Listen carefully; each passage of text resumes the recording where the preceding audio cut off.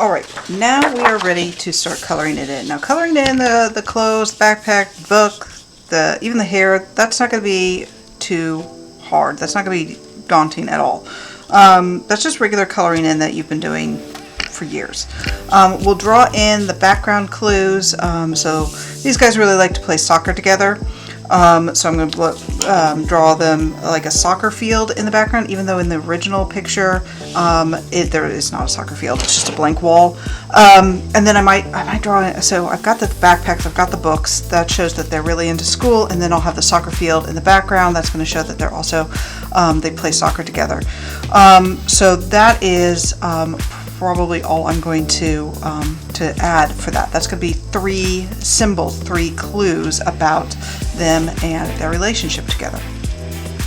Now, what we're going to do now is we're going to color in the faces. Now, hopefully you have in your classroom the Colors of the World, either crayon or color pencil set. I'm using color pencils, and what's also nice about these is that on the side, it gives a more true color than maybe what you see on the side of the pencil.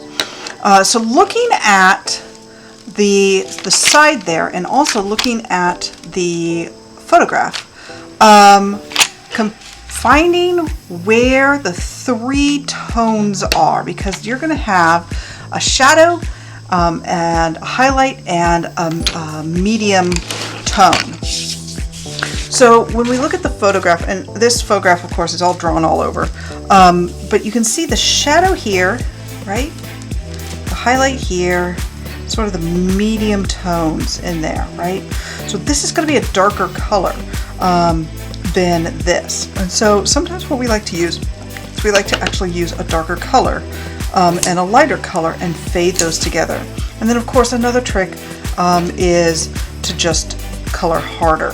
So if we were coloring here and we wanted it to be lighter and then we wanted it to be darker, we would add more layers and push down harder, right? And that gives a nice gradual tone. Lighter over here, fewer layers, to darker and darker and darkest. Now, finding those highlights can sometimes be a little tricky. Maybe what you want to do is start by looking at your photograph. Okay, that's why you should not have thrown your photograph away. So I'm just going to kind of map this area out so I can kind of see on my photograph where I'm going to put that shadow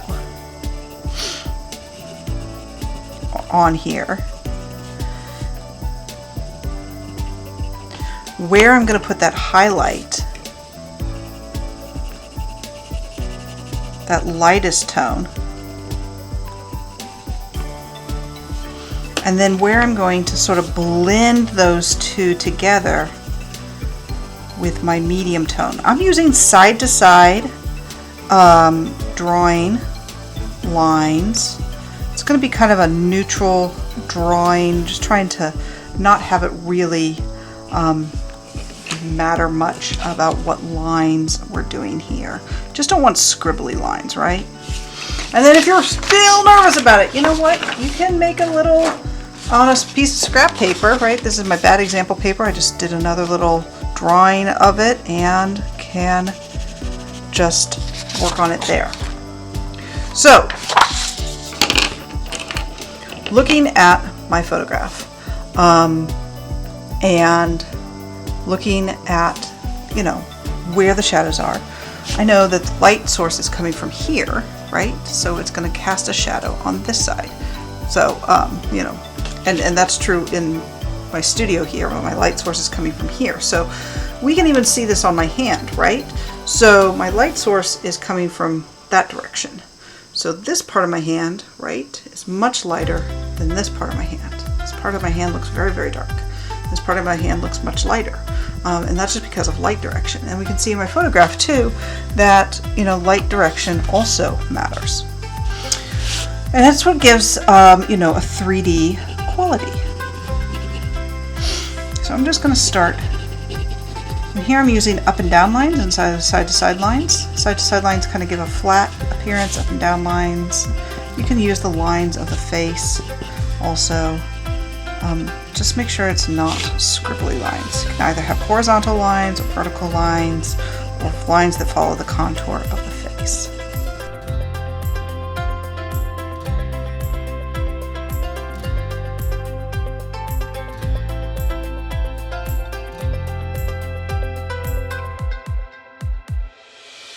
All right, and that's basically all I need to tell you.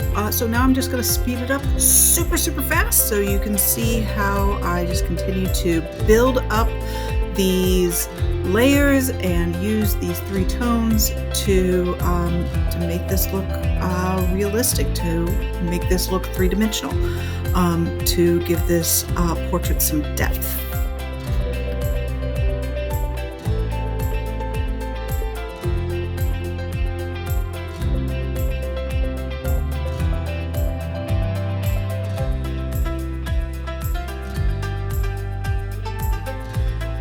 I want you to also observe how I changed my paper. I changed, the pencils that I'm using, but I also changed my hand position so that I can add more or less pressure as needed, and that helps build up that tone and that 3-dimensional quality. All right. So I'm just going to finish up here, and then the last thing I'm going to show you is how I work the hair. You want to use the same sort of lines in the hair that you would see in real life. So if they have very curly hair, use very curly, tight curly lines, which is what I'm going to use for the hair here. If they have long flowing hair, then you use long flowy lines. If they have very straight hair, then use very straight lines. Also the lips, right here where I'm going to do the lips, they've got a series of pinks in this pack. Everybody's lips are pink. It's just what kind of pink are they?